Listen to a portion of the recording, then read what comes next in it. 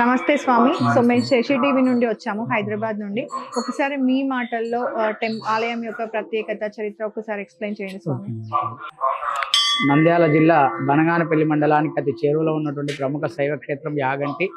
ఈ యాగంటి క్షేత్రంలో ఉమామహేశ్వరుల వారు ఆది దంపతుల రూపంలో స్వయంభూగా వెలిసి ఇక భక్తులకు దర్శనం ఇవ్వడం జరుగుతుంది. అగస్త్యుల వారు ఉత్తర భారతదేశ యాత్ర పూర్తి చేసి దక్షిణ దేశ యాత్రకు వచ్చినప్పుడు ఇక్కడ వైష్ణవాలయం చేయాలి, విష్ణువుని పూజించాలనే ఉద్దేశంతో ఆలయ నిర్మాణం చేసిన తర్వాత ఆ యొక్క ప్రతిష్ఠ చేసేదానికి యజ్ఞ హోమాది క్రతువులన్నీ చేస్తూ ఉన్నారు. అట్టి సమయంలో ఆ యొక్క ప్రతిష్ఠ చేయదలుచున్నటువంటి విష్ణుమూర్తికి కుడివైపు పాదానికి బొటనవేలు గోర్స్థలం అయిపోయింది. ఆగమశాస్త్ర రీత్యా హిందూ సాంప్రదాయం ప్రకారం శిథిలమైనటువంటి విగ్రహాలను పూజించారనమాట. ఆ విధంగా ఆ యొక్క విష్ణుమూర్తిని తీసుకెళ్లి పైన ఉన్నటువంటి మధ్య కొండ చెరిలో ఉంచేసి ఈ విధంగా ఎందుకు జరిగిందో తెలుసుకోవాలనే ఉద్దేశంతో అగస్త్యుల వారు ఆ యొక్క భోలాశంకరుడైనటువంటి శివపార్వతుల కోసమే తపస్సు చేశారనమాట.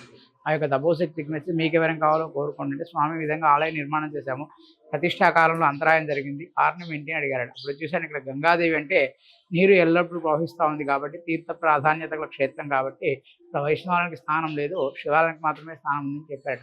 అప్పుడు అగస్త్యుల వారు మన భరతఖండంలో ఎక్కడా లేనటువంటి విధంగా స్వయంభూగా వెలవాలని కోరడం చేత అగస్త్య మహర్షి వారి యొక్క కోరిక మేరకే ఈ యొక్క ప్రధాన ఆలయంలో ఉమామహేశ్వర స్వామి వారు సతీ సమేతంగా స్వయంభూగా ఒకే పాని మట్టం పైన వెలవడం జరిగింది. ఇక్కడ స్వామి అమ్మవారు వెలిసే సమయానికి ఇక్కడ బయట బసవయ్య వచ్చేసి పెద్ద పర్వతంగా ఉన్నాడు. అప్పుడు శివపార్వతులు మేము స్వయంభూ కాబట్టి నందివాహనం కూడా స్వయంభూగా ఉండాలనే ఉద్దేశంతో చేతి ఆశీర్వదిస్తే ఆ యొక్క పెద్ద పర్వతం కూడా చిన్న బసవయ్యగా మారిపోయినట్టుగా చెప్తారండి. ఆ యొక్క బ్రహ్మంగారి కాలజ్ఞానంలో కలియుగాంతాన యాగంటి బసవయ్య అంతకంతకు పెరిగి రంకి వేస్తారని చెప్పడం జరిగింది. ఆ విధంగా కూడా పెరుగుతూ వస్తున్నట్టుగా చెప్తారు. చాలా మంది కూడా ఈ యొక్క స్తంభాల మధ్యగానే ప్రదక్షిణాలు చేసేవాళ్ళని చెప్తారండి. ఆ విధంగా లేకుండా అయిపోయింది కాబట్టి పెరుగుతూ వస్తున్నట్టుగా చెప్తారు. సైంటిఫికల్గా కూడా భూగర్భంలో నుంచి వచ్చినటువంటి రాతికి పెరిగే అవకాశం ఉంటుంది. ఆ విధంగా కూడా పెరుగుతూ వస్తున్నట్టుగా చెప్తారండి. చాలా మంది పూర్వీకులందరూ కూడా ప్రదక్షిణాలు చేసిన వాళ్ళు ఆలయానికి వచ్చి వెళ్తూ ఉంటారు. అలాగే ఈ క్షేత్రాన్ని నేకంటిగా చెప్తారు. అగస్త్యుల వారు యొక్క శివపార్వతుల కోసమే తపస్సు చేసినప్పుడు శివుడు పార్వతి అమ్మవారు ఇద్దరు కూడా స్వయంభూగా వెలిశారు. అందువల్ల ఆ యొక్క భగవంతుని చూసినటువంటి తన్మయత్వంలో నేకంటిన శివ నేకంటిన శివ అని పొగిడారట. నేకంటి అన్నది పోయి వాడుకలోకి యాగంటి క్షేత్రంగా పేరు మారినట్టుగా చెప్తారండి. అలాగే క్షేత్రాన్ని మొట్టమొదట చోళులు చాళుక్యులు నిర్మాణం చేశారని, వారు అసంపూర్తిగా వదిలివేయడం వల్ల ఆలయాన్ని విజయనగర ప్రభువులు పూర్తి చేసినట్లుగా మనకు శాసనాల ద్వారా కూడా తెలుస్తూ ఉందండి. అలాగే క్షేత్రంలో అగస్త్యుల వారు ఆ యొక్క స్వామి అమ్మవారి కోసం తపస్సు చేసే తరుణంలో రాక్షసులు కాకుల రూపంలో వచ్చి తపోభంగం చేశాడు. అప్పుడు అది తట్టుకోలేని ఆయన ఈ యొక్క ఆలయ పరిధిలో కాకులు రాకూడదని చెప్పించారని చెప్తారు. అందువల్ల క్షేత్ర పరిధిలో కాకులు రావని చెప్తారండి. అందువల్ల ఇక్కడ స్వామివారి దర్శనం చేసుకున్నటువంటి మాత్రంలోనే శని దోషాలన్నీ కూడా తొలగిపోతాయి. ఎక్కడైనా శివాలయం అంటే నవగ్రహ ప్రతిష్ట ఉంటుంది. ఇక్కడ శనివాహనమైనటువంటి కాకి ప్రవేశం లేదు కాబట్టి నవగ్రహ ప్రతిష్ట కూడా లేదని చెప్తారండి.